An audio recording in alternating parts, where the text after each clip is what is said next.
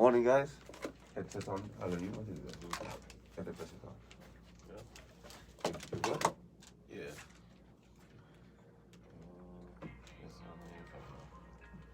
Give me another one.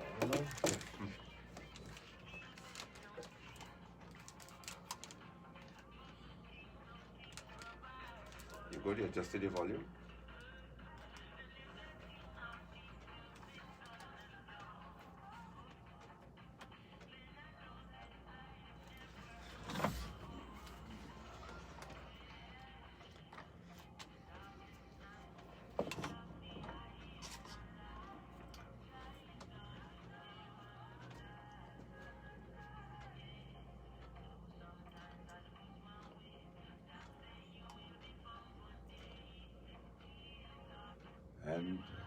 And good morning to one and all. I am Paul on the ball. It's the morning show.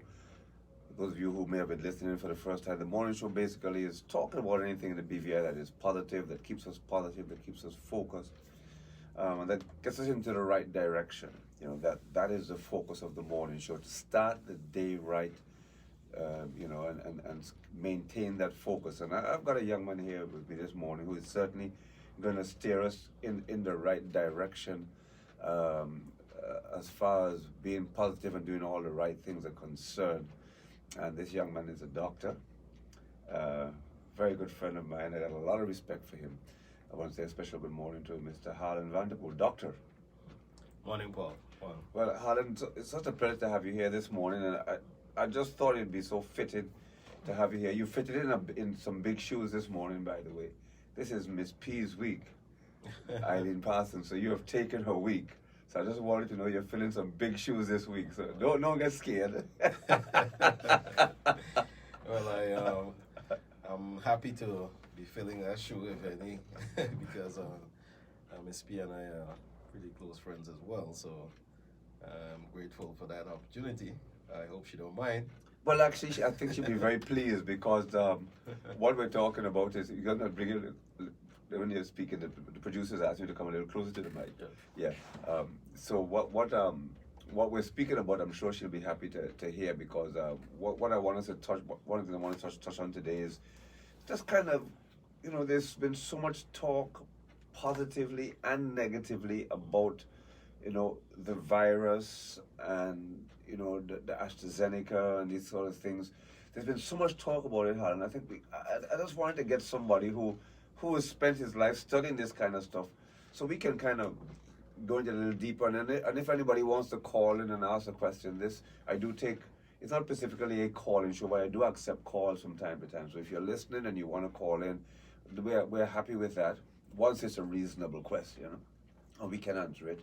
494-2430, 494-6994, 494-2430, or 494-6994. So first of all, Harlan, I mean, let's start from we have a bit of time in our hands. Let's start from the scratch. Let's just start from the base, and then we can work our way into everything. Sure. So I guess the first thing that everybody wants to ask is, what is the virus? Why are we catching it? And how can it be in the air? I mean, let's that basis. Let's start from there. Yeah, sure. Well, a virus, first of all, is a very microscopic organism, meaning that, if you're going to be able to view it, you can't view it with the naked eye. It's something that you would have to see under a microscope, which is specially designed for that purpose. The virus is so small, it's measured in a unit of measurement called microns. That's why the word microscope. Okay?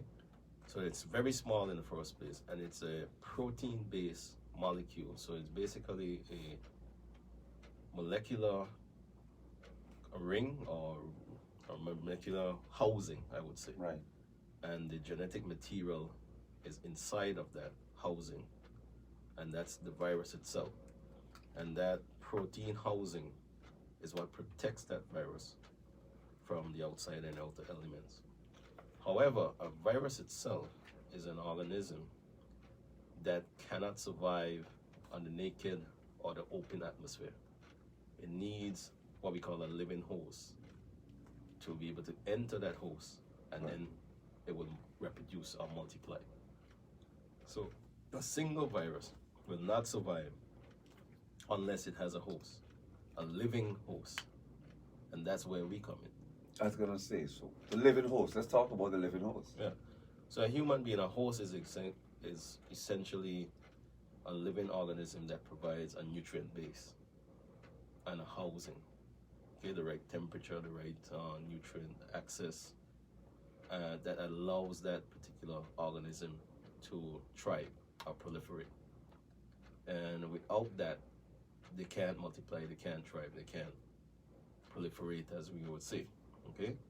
So when a virus gets into the bloodstream, it says, this is where I need to be, this is where I want to be. I'm home. I'm home. So once that happens, it then goes into that mode where I can now produce.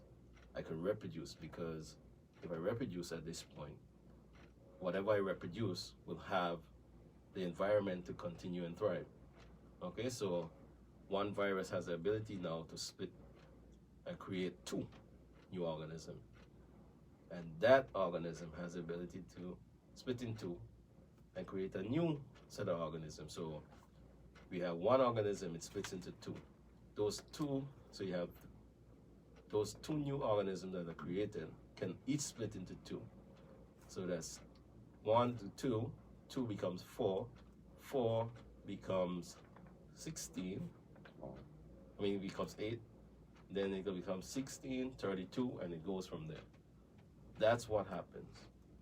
And with that ability to rapidly, this is something that happens in a matter of hours. You could go from one virus to thousands of viruses in a matter of hours. That's how fast it happens. And so therefore, you will go from being exposed to the virus, gets into your bloodstream, and then what happens, it multiplies. So within 2 to 3 days, if it goes unchecked and there's nothing to impede the progress of that multiplication process, then 2 or 3 days later you develop severe symptoms because the virus has taken over your bloodstream and it's dominating. So it goes to a point where first it no longer just is there because it is doing well, but then it continues to grow and get to a point where it can also dominate or eliminate, because by the sheer numbers, it will dominate the other cells or other things that are relying on the body for nutrition as well. Now the key thing here is, and it's an important one, viruses generally recognize that they need the host to be alive in order for them to survive. Right. So viruses tend not, or they're designed not to really kill the host, but they will definitely make the host very sick because of the overwhelming nature of how they operate. So the host may not die. That's the strategic, because they're gonna safeguard themselves. Right. But it certainly can debilitate and make the host extremely sick. Okay, so first of all, let's focus on how do we spread, because there's all this, what should I wear, what shouldn't I wear. Before I get to that aspect, how do I realistically spread it? How does in other words, how does the virus get from one host to another host? So I say, if I have the virus, what do I have to do to ensure that you get it? Right. So that's a good question, Paul. In terms of transmission, that's a virus or transmission process from one individual to the next happens in what we call communicable diseases, meaning they can go from person to person to person in a rapid rate without any specific mechanism of being checked per se. Right. So if the sneeze, droplets from your sneeze, certain other bodily fluids, including rubbing the eyes, rubbing the nose, coughing into your hands, etc., that disperses the potentially viruses that you have in your respiratory system at the time. Right. And that allows, in turn, if somebody receives that virus, whether it touched the same surface that you just sneezed on, whether it's droplets in the air that have settled, but they've been inhaled into another person before they've settled on a surface. That's another way. There's cross-contamination where the person shakes with a contaminated hand, shakes the other host, whose hand is clean, but they transfer the virus from their hand onto that person's hand, and that person then takes their hands and put it in their face or the nose or their eyes. Right. Rubs. So there are so many ways for viruses to be transferred from person to person so inadvertently, because they're so small. It's not something that we're seeing. You know, it just, you touch a surface and we don't know if it was somebody recently passed there 15 minutes ago and accidentally touched that surface or sneezed on that surface. So, there's so many different ways in which they can. Right. I don't want to drift off any further yet, because I want to stay here a bit for the listening audience so they can grasp this. Because what I'm imagining is myself or anyone going to the supermarket. Mm-hmm. That is probably the ideal place, I would have thought, because the churches are limited now and they're quite specific. But a supermarket, there's no discipline. Everybody's going to pick up their own stuff and they're leaving and they're touching everything. I mean, even a loaf of bread, it's just a fruit. You're going to test the fruit. Everybody squeezes the fruit before they, they say don't squeeze the fruit. The first thing we do is squeeze the fruit. Mm-hmm. All right. So, that being the case, I walk across to this fruit, and just before I pick up the fruit, Mm-hmm. I see my good buddy Harlan. So I decide I want to be a good citizen, so I shake his hand. Mm-hmm. The old time good citizen. Right? So I've shaken Harlan's hand. But Harlan has the virus. I didn't know. But I've shaken his hand now. I've now left Harlan, right? And I've gone across to this fruit. I saw this nice pear, and I squeezed the pear, right? But I decided I don't like it, and I walk off, and somebody walks right behind me and then picks up that pear. What is the percentage of that person who has walked behind me after I shook your hand and touched that pear? What is the percentage chance of that person catching the virus? Yeah, that's a good question again, Paul. Catching the virus is about transfer of enough virus material in a manner that it would get into the host. So every time you transfer from one surface to the next, there's a smaller concentration of virus that you're moving, right? So the chances of that decreases because you have a secondary contact and a tertiary contact. The more contacts you have in between, you just may not get enough virus to actually transfer the virus into your system. However, there's a clear risk involved. Right. And you might just be the one unfortunate person to be able to that to happen, because you might be the one that came right after the person touched the fruit, and then you immediately put your hand in your face or rubbed your eye, something like that. So it all depends. And what is important, Paul, to note that the viruses generally can't survive in the open air for very long. All right, and there are only certain conditions that will help them survive for a longer period of time. So by the very nature, warm conditions, heat-related conditions, cause denaturing of the protein shell that protects the virus. So that protein, once the conditions are too warm, especially, you're not going to have that virus around for very long. So the chances decrease. On the flip side, if the temperature is that cooler temperature, or that temperature that is what viruses thrive at, then that virus could survive a bit longer on that surface. Still won't survive extremely long, but it at least can be there for half an hour, 45 minutes, an hour, as opposed to 5 or 10 minutes or 10 seconds. Right. So there are a number of factors. So from a time perspective, I mean, not wanting to pin you specifically, just generally, if I definitely have the virus, I passed by, I saw a fruit, I touched it, but I also sneezed on the fruit, and then I walked away. How much time would that fruit need before that virus is definitely there? So, if you sneeze on the fruit, it is thought that the coronavirus, in this particular case we're talking about, can last on surfaces. Some people say up to 72 hours. 72 hours? Yes. But that is in the ideal condition. That's the ideal situation. That person would have to have AC on at home and stuff like that. So you might have to have a cooler environment. It has to be a surface that is not. So that would mean a non-porous type surface. So maybe a plastic container, or it's a glass or something like that. That kind of situation. If it's something that absorbs, it may not be the right surface.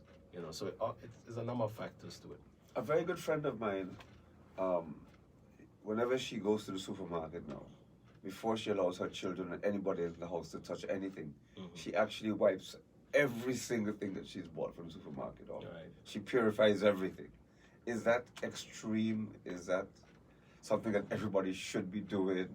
What's your view on that? I absolutely don't think that's extreme, because I know a number of persons and we do it. The reality is you don't know where fruits and vegetables, the process that they've gone through for purification, and as a matter of fact, a number of outbreaks have been known to be caused that way, especially bacterial outbreaks. E. coli is very commonly passed through unwashed fruit and vegetables. And you have a number of different things. Salmonella, if you touch raw chicken onto a surface, lies there. There's cross-contamination, and that happens, and then you can get sick very easily that way. So most of the time it's bacteria that's the culprit for causing our foodborne illnesses that way. But viruses can, especially if the contact time is very short and the transfer time is very short as well. Just enough within the life cycle of that virus. But like I said, viruses typically don't survive outside of a host for very long. All right, but everything is possible, because in a matter of supermarkets is a high traffic area, so persons are always in and out constantly. They touch the basket handles, they touch the cashier station, all these things. Then a lot of contact surface, hand contact surfaces. And then there's a lot of open space, and people may sneeze, and so there's a lot of opportunity for proliferation of bacteria and microorganisms inside the supermarket space. So before we go on to the next topic, ideally, I'm going into a supermarket. What should I definitely do to ensure that if the person next to me has the virus, how can I avoid myself from getting that virus? Well, first and foremost, you do all your standard things. Follow the protocol. Wear your mask, preferably double mask. I would say when you're going into environments that are deemed to be high risk, certainly try to wear that extra layer or that extra mask. That uncomfortableness, maybe for that hour or 45 minutes or 30 minutes that you're in a supermarket, is worth it. So double mask if you're going into a high traffic area, right? The doctor's office, the supermarket areas like that. Secondly, I would say make sure that you properly sanitize your hands on entrance. Preferably, I prefer hand washing once it's done correctly, but at least sanitize. Next thing, do not pick up a basket or trolley or whatever unless you know that handle or that surface that you're going to be contacting is sanitized. You either do it personally or make sure that it's done in front of you so you can see that it's done. What I generally tend to do is to walk with my own sanitizer, so that if I'm not, some dispensers give you a small amount. Right. I like to be generous with my sanitizer, so I walk with my own. Go ahead. Secondly, Lysol spray or any Lysol wipes.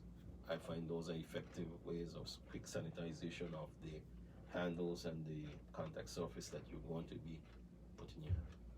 And then you, of course, when you move around, if you're like how I operate, you would take your plastic bag and grab your fruit with the bag itself. Open the bag, Right. take up your fruits with the plastic in the open side of the bag, and then just bag your fruits at the end. All right, we got to take a pause for a cause for the weather.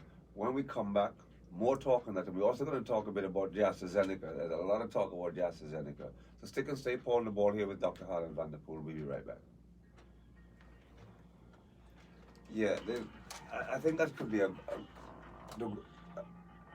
just for people to, because there's so many videos out there that have come on. I mean, that's hammering the AstraZeneca.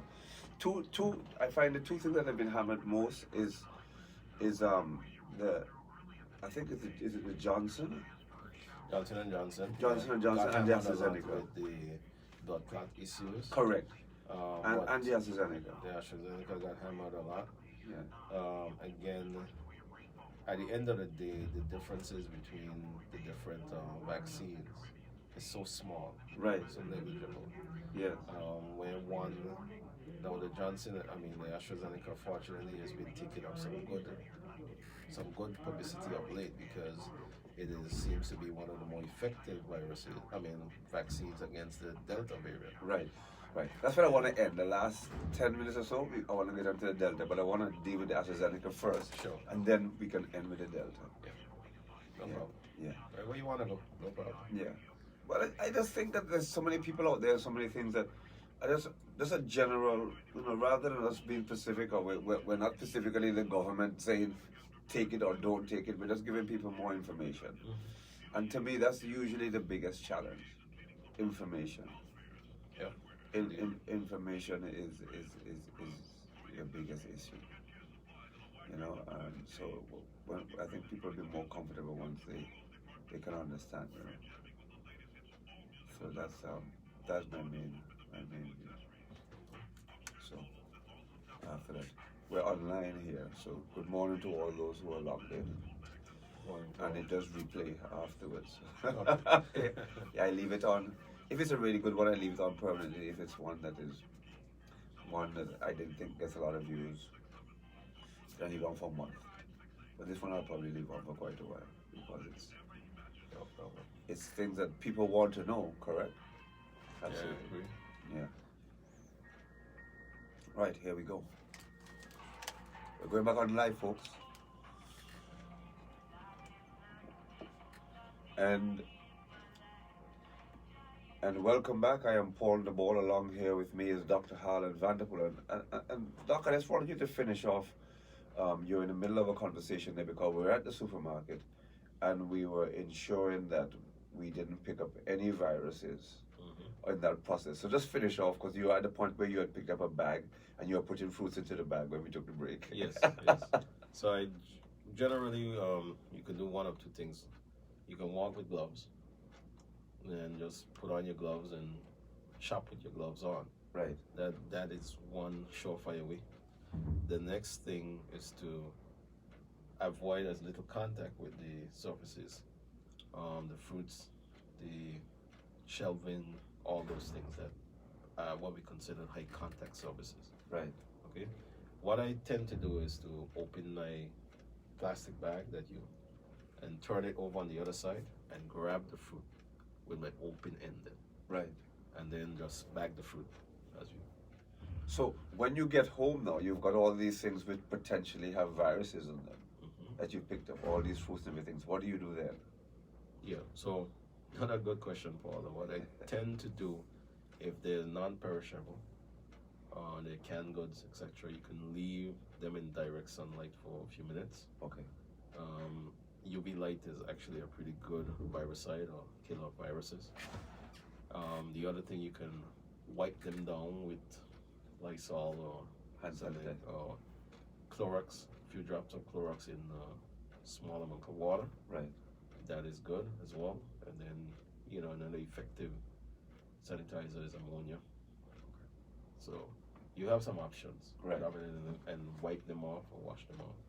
There are also solutions that are designed to wash fruit. That's pre-inundated with a certain amount of sanitizer in it, and you can wash your fruits and vegetables in that, just to be sure, right? And of course, when you come to prepare your fruits and vegetables again, always wash them a second time or third time. So you can't wash your fruits and vegetables too much. That's one of the things that Crazy question, but could happen. Somebody came to your house, they had the virus, they picked up your fruit, and you put that fruit in the fridge, and the fruit still has the virus on it. How long can that fruit maintain that virus So in the fridge? again, now that's the opposite situation. Yes. So viruses generally won't survive in extremely hot or extremely cold temperatures. Okay. Except there's a situation where it is possible. So bacteria and some viruses have the ability to form what we call toxins. Toxins now occur where the bacteria or the virus gets a super extra shell of protection. So that's the best way to put it. So they have a super coat, an advanced coat that could sustain them through extremes. Right. So extreme heat, extreme cold. And with toxins, they survive even in those surfaces, and that is extra dangerous because when we think that we've gotten rid of all the viruses and bacteria, there are toxins that are there. So how do you ensure that you get rid of that toxin? Well, you just have to be extra cautious when you're dealing with the potential of a toxin, and you have to make sure that the period they will eventually die, but Yes. you have to use extreme heat or extreme cold for that to happen. Right. But they're a little more resilient or tougher than the regular bacteria or virus. All right. So if that toxin is on a fruit, just washing it won't be suffice, or it will. Just you will probably have to wash it quite a bit. Okay. Yeah, more than the normal. All right. So moving on now, the big thing in the news is Johnson and Johnson and AstraZeneca. A lot of negative. I mean, to the point where I'm just deleting. I mean, all my friends, inverted commas, send me multiple videos all day, and I'm sure everybody gets them, of, there are people crying, don't take the AstraZeneca, my daughter is now crippled, I got this blood clot, this person, there's all these different talks. I don't want to really go down that road. I just want you, from a medical perspective, to talk a bit about those ones, and why is there that talk about them being unsafe? Okay. Paul, try and summarize this really quickly. Mm-hmm. There are some principles that guide medical research, and those principles begin with you come up with a formula product, and you expect that if I give this formula product to 100 persons, then at least 98% of the time it's going to effectively do what I said it can do. Okay? And that is something that we call the confidence interval. All right? And the aim really in doing any kind of research, medical research especially, is to get to that point where you got about 99% confidence interval. That means that every 100 person, for example, I'll use it in the multiple of 100, 99% or 99 persons of that 100, you're trying to guarantee that that medication or drug is going to do exactly what you said it's going to do in that individual. Okay, so that's the statistical part of it. Okay, Right. now the reality is, in terms of blood clots, for example, what they're finding, so every 100 people that you've done, the chances of getting a blood clot, it's about 0.5%. So 99% leaves 1%, right? Right, And correct. we're saying that there's a 0.5% chance of one, less than those 100 persons, there's less than a 0.5% chance that an individual is going to get a blood clot. So that tells you you hit or miss. You're 100, that one person or less has a chance. Is that the reason? Most times it will not happen. Is that the reason why they say to take paracetamol? So paracetamol is not really the reason why in this case. Paracetamol is more of a painkiller. Okay, So, that's fine. yeah, it's different. However, the concern or the over concern about the numbers that persons that have gotten. So Johnson and Johnson, for example, had given about 8,000 doses of the vaccine and picked up some number less than 10 persons having blood clots. Right. But they found that they were females primarily of a certain age bracket. Right. And usually that's maternal or childbearing age group. Okay? Now there are other risk factors, of course, that some of these women had. Some of them didn't have underlying risk factors, but some of them did. For instance, oral contraceptive pills, birth control pills. Right. That's a risk factor that in themselves carries a higher percentage than the 0.5% for the vaccine. So the chance of women on a birth control pill having a potential for a blood clot is probably closer to 1%. I see. Okay, so 9 of every 10 women that take a birth control pill, one of them may develop a blood clot. Right. Okay, so it's closer to 1%. So there's a higher percentage of that happening. So in other words, what we have to understand, there's nothing that's absolutely 100% guaranteed. Right. Okay, so there's always, no matter what, whatever drug or medication you see out there, there's a chance of a negative side effect. Is usually vetted that it's less than 1 out of the 10. The vaccines that we're taking now, the COVID, what is the similarity to this and the ones that we all took when we were children? Well, the concept of, I'll use the AstraZeneca. There's 2 types of technology happening right now with the current vaccines. Pfizer and Moderna, they're geared towards RNA.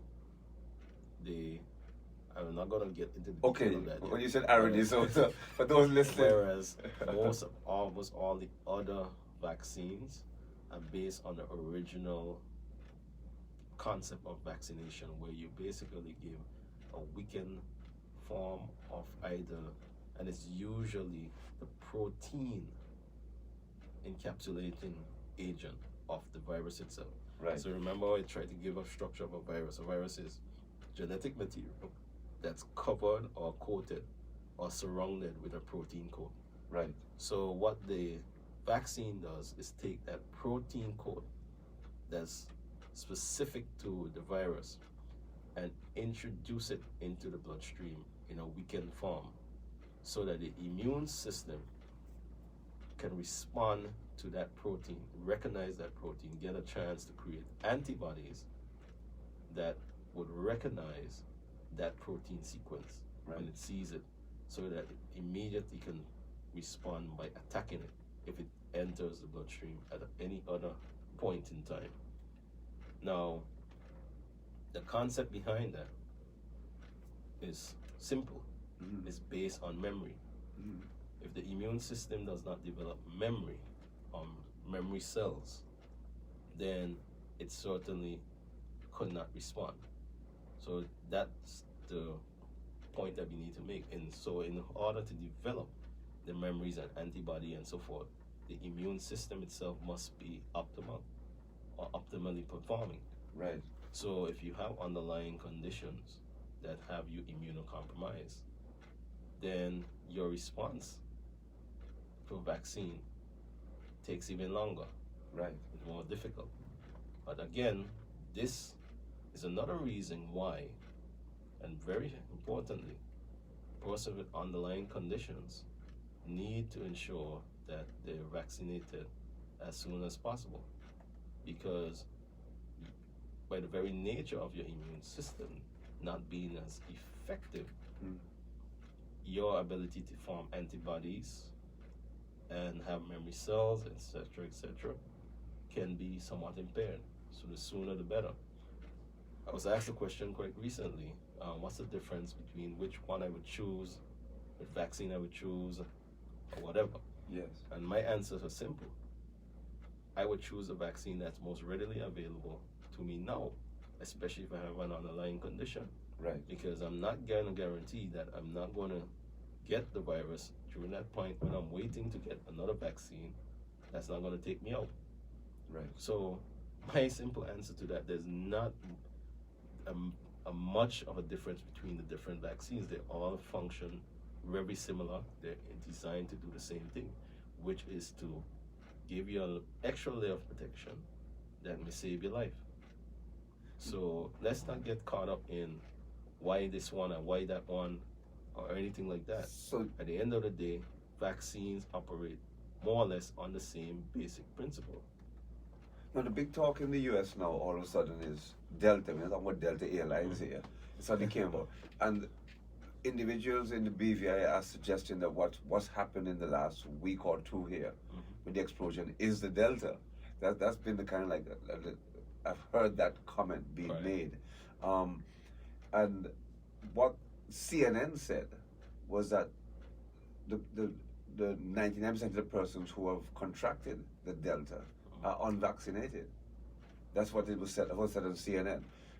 From a BVI perspective, what does the Delta mean to us, and how could we, or how should we, or how are we planning to deal with it? Okay, so Delta is one of the variants of the original vaccine. A variant simply is a slight difference from the original, whether it be something in its genetic sequencing or material. So if, for instance, a viral code has TTB, BBC. With a variant, you might get TTT, BBA, or BBAA.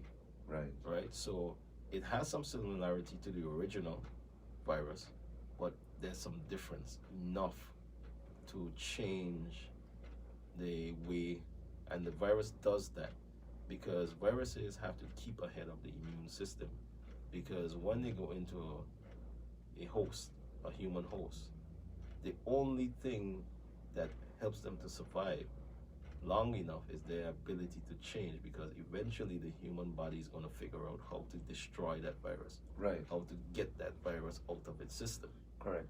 So the virus has to be smart if it wants to survive. So it has to find a way how it can change something about itself to make it more difficult for the body to attack it or destroy it. So that's the concept of a variant. So the Delta variant is some change from the original virus that makes it a little different, a little more difficult. And that is why it's more contagious, it's more prevalent, it's more, because it's hiding itself a little bit from you. So it's find a new way how to disguise itself to get there. Eventually, it will be figured out how to destroy it. Right. But for now, that gives it an advantage.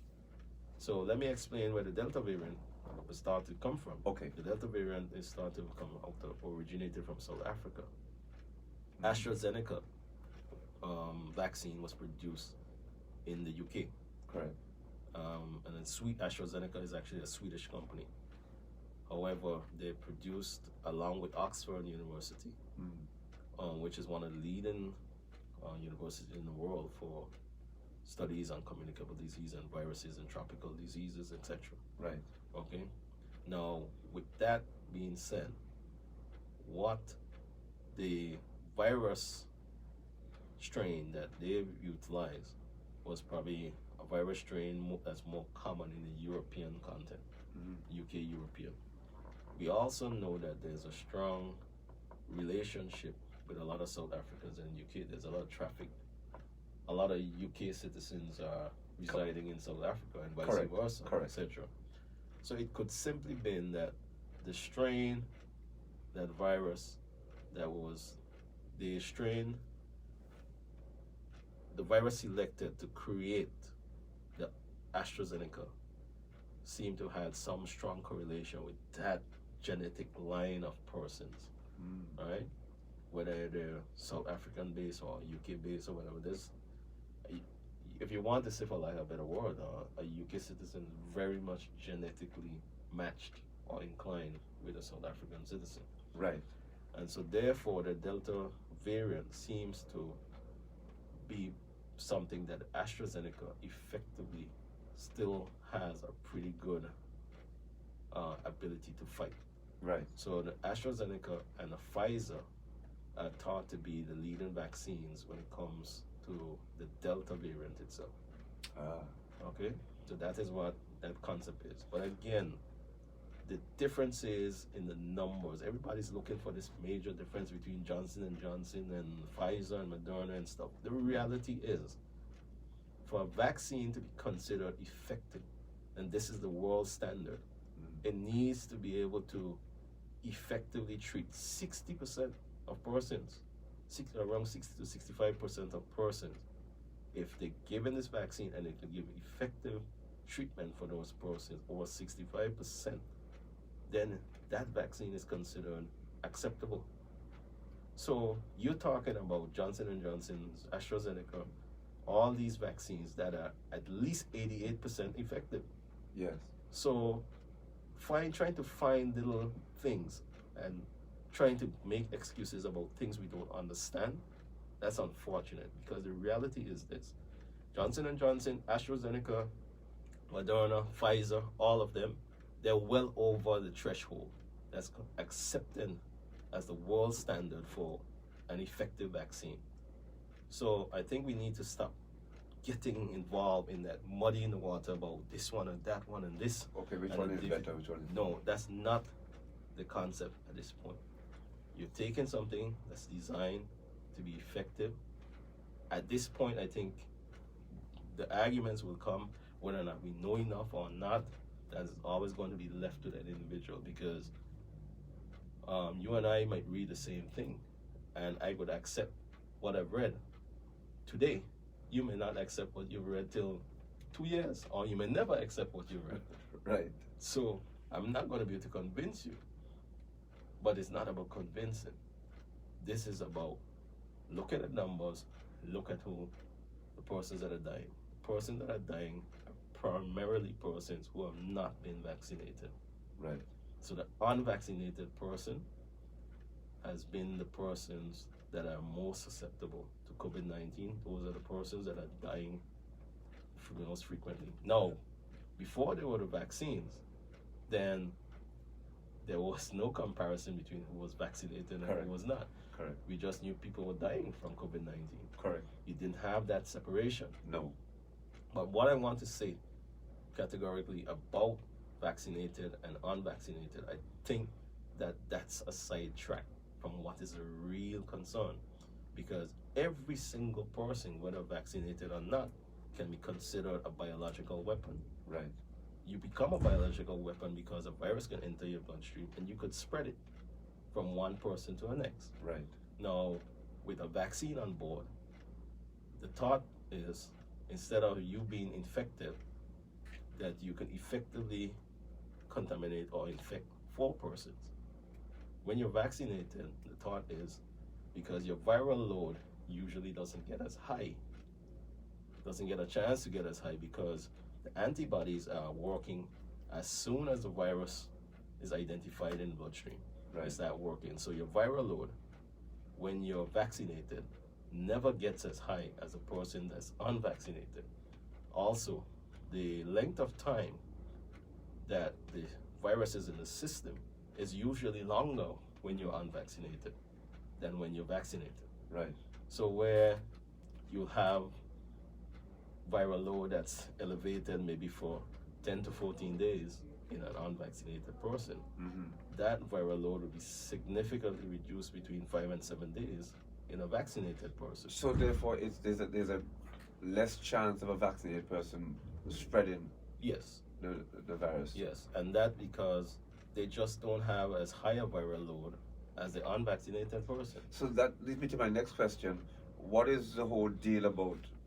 The talk has been, let's get over 70%. We want to get 75% of the population vaccinated.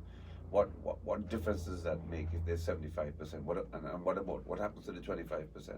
Okay, so that's awesome. That's a question about herd immunity, that concept. So I liken this to the concept of you going on the African plain. You have a herd of wildebeest. Wildebeest are that ugly, Yes, I know. looking four-legged animal, right? Yes. And you have young ones, you have old ones, you have middle-aged ones, energetic. You have the bulls, you have the females, etc. Everybody's running in one big pack. Yes. And then the lions, all the predators are tracking them. And the lions and the predators are looking for the weakest link. They're looking for the young ones, they're looking for the older ones, they're looking for the feeble who look sick, Correct. that kind of stuff, right? Yes. However, when they're staying with the pack and they're running in the middle of the pack, there's safety in numbers. They're protecting each other. Yeah. Right? That is a concept, I like to say, of herd immunity. Right. So if in the herd immunity, the vaccinated persons are the strong running ones, less vulnerable, they're the bulk of the pack. Then the few persons that are weaker, immunocompromised, elderly, that kind of stuff, Mm-hmm. they offer some protection from those persons because, again, the virus gets into that population. There's a lesser chance for it to spread as fast. There's a lesser chance for it to be as severe in the illness. You have less people dying, etc., etc. And in general, there's some protection being offered from the persons that are vaccinated to the persons that are not vaccinated. Mm. So that's a concept of herd immunity. You stick, if you get some level of immunity, then even if there's an outbreak or uprise or upsurge, it's not as severe, it's not as bad. And a number of persons who may have gotten it, even though despite they're unvaccinated, may be able to spare and get out of it unscathed. And that was my next question. So therefore, once we have 75% of the population vaccinated, what are the chances of us having a spike like we've just had in the last 2 weeks? Yeah, so if you have at least 75 to 80% of the population vaccinated, the numbers that you've seen where you had that major increase would not be as severe at all. The expectation is that we probably would have not even gotten to half of those numbers, half or less. And one of the things that I have to caution persons is this: being vaccinated does not give you the right to walk around without your mask, give you the right to assume that you're not an issue anymore. You're fine, you can do all manner of whatever you feel. That is the worst concept you could have. And is the worst and most irresponsible behavior that you can have.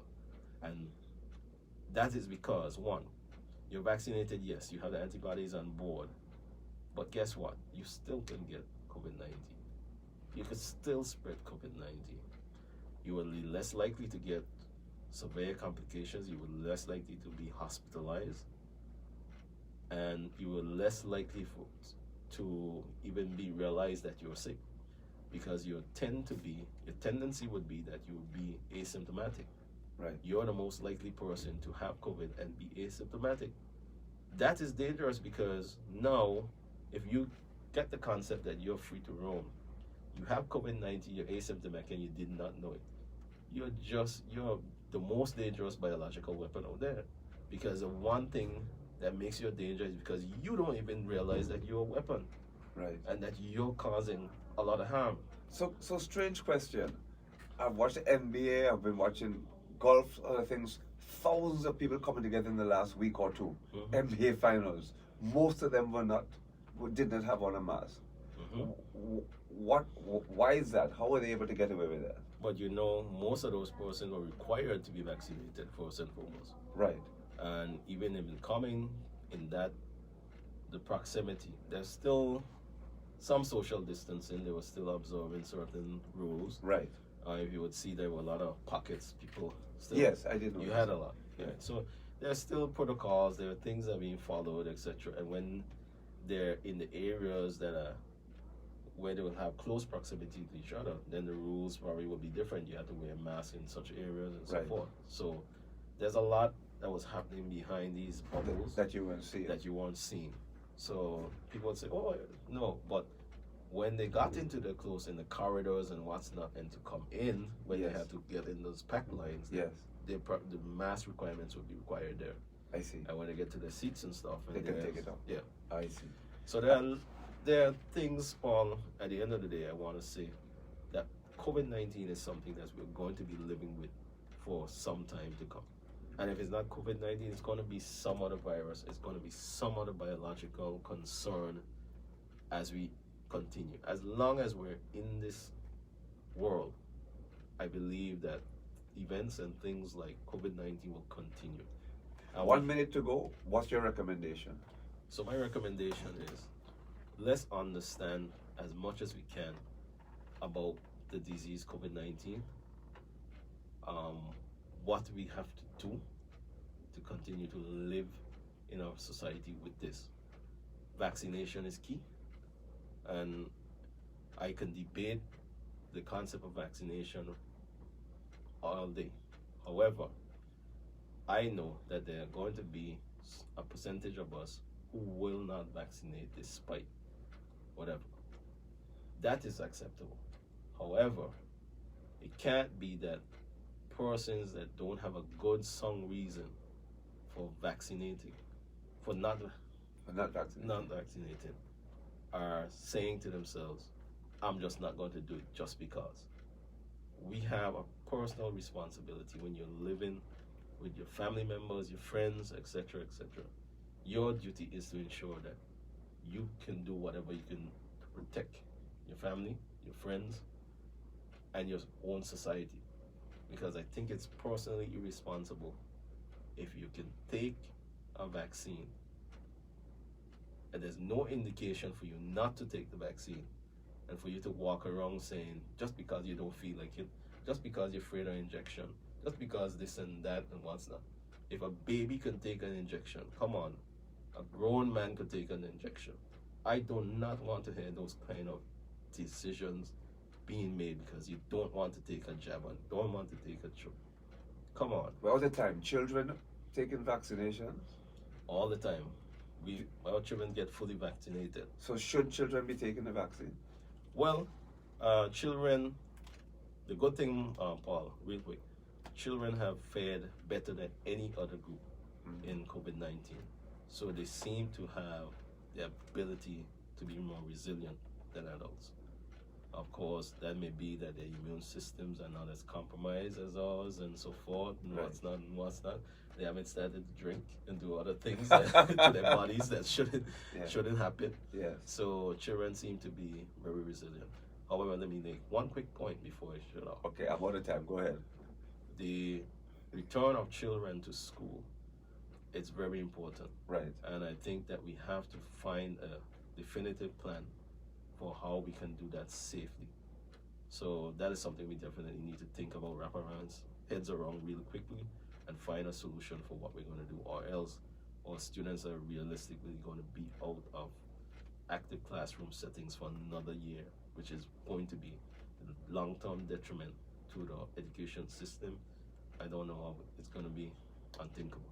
Okay, well, thanks a lot. You've been listening to Dr. Harlan Vanderpool here talking about the virus, the Delta virus, and all the different variants that are out there. I hope it's something that you heard was of assistance to you to help you on your journey when making your decision, or going shopping or whatever it is that you have. But until next time, I am Paul on the Ball. This is the morning show. God bless you all. Excellent. Okay, well, guys, hope you enjoyed that. I'm going to leave this one on for a while. Dr. Harlan Vanderpool, stay safe, stay strong. God bless you all. Bye for now.